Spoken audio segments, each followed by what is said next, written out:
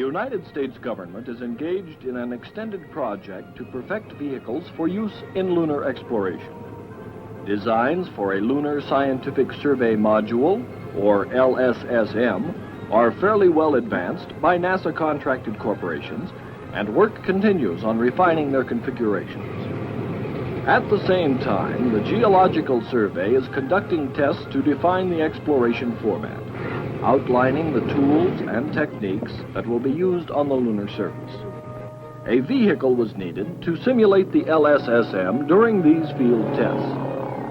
A vehicle which would conform to many of the constraints of the proposed lunar modules, but which could operate in a variety of terrestrial landscapes. Furthermore, it should be constructed out of standard automobile parts so that repair and maintenance would be minimal problems in the shop or in the field. This vehicle will be used under a variety of test constraints. It must serve as more than simple transportation. In testing lunar exploration systems, a close simulation of the actual LSSM must be made. The Field Test Systems Unit at the Geological Survey's Center of Astrogeology in Flagstaff, Arizona, set to work. And the result was Explorer.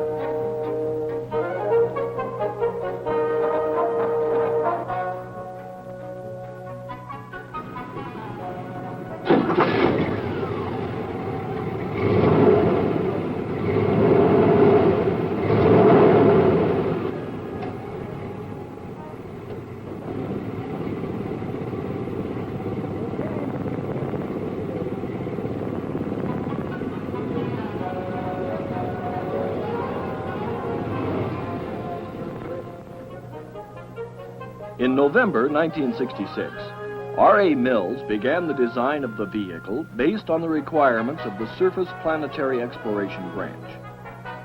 By February 1967, design was completed and approved, and the necessary components were assembled. Construction began with the assembly of the engine and gear train, all provided through government supply agencies. The frame, equipment housings, and steering control systems were then built and installed on the vehicle. By May, construction was complete, and Explorer was ready for field testing. While the Explorer is not at all meant to be a lunar prototype, the general configuration that is expected on the LSSM is here incorporated in a relatively inexpensive and easily repairable vehicle. It is 14 feet long, has a wheelbase of 120 inches, and ground clearance of 22 inches. Explorer is powered by an 8-cylinder engine with an automatic transmission. It is capable of 2 different gear ranges, but is always operated in low range during field tests. This power supply feeds a radio and other auxiliary equipment. Mounted underneath the rear chassis is a 2,500-watt generator, which furnishes 115 volts AC to the power supply, where it is converted to direct current, variable from 0 to 36 volts. The control panel next to the driver contains a speedometer and various indicators. All the control wires terminate in a 24-pin quick disconnect plug, so that the entire unit may be removed for repair or modification.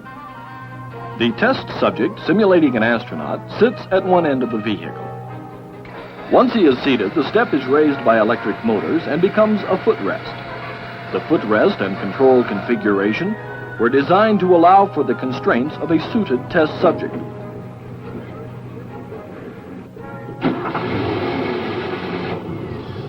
Steering, engine throttle, and braking controls are combined in one drive control. Moving it forward opens the throttle, backward operates the brake. Both these controls are connected by mechanical cable. Lateral movement of the control stick activates electrical relays which start the steering drive motors and turn the wheels.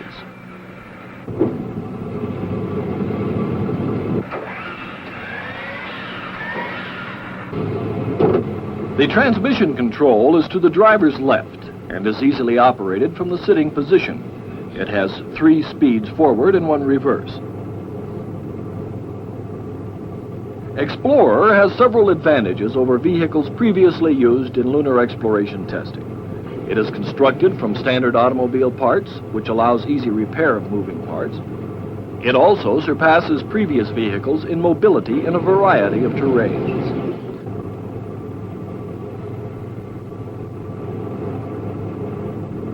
Under suited constraints, a test subject will not be able to see behind the vehicle, and a backing up operation might approach the impossible. On such occasions, he will be able to move to a rear control seat, which will be installed soon. Only the drive and transmission controls will be duplicated there. This second drive control will be connected in parallel with the main control at the front. Once the vehicle is in a maneuverable position, the test subject would return to the front control seat. Another proposed addition is a remote control connected either by cable or radio link.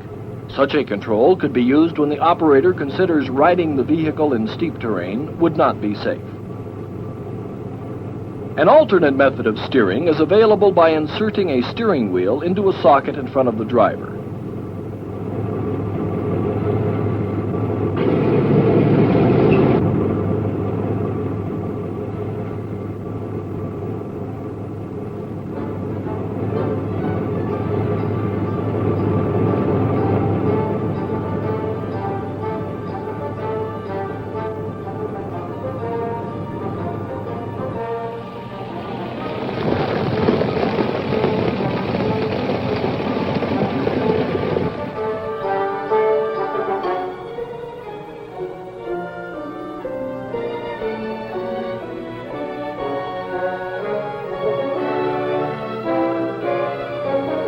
The limits of Explorer's mobility are tested on rough lava flows near Flagstaff.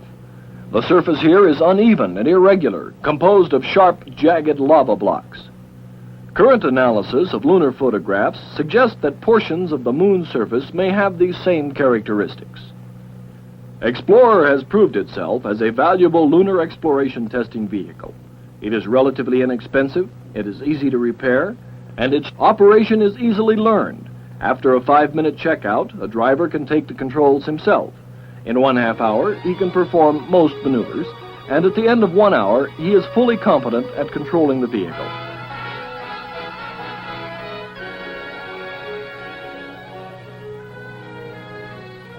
The use of the Explorer in lunar testing programs by the Geological Survey will allow more exacting simulations of lunar exploration.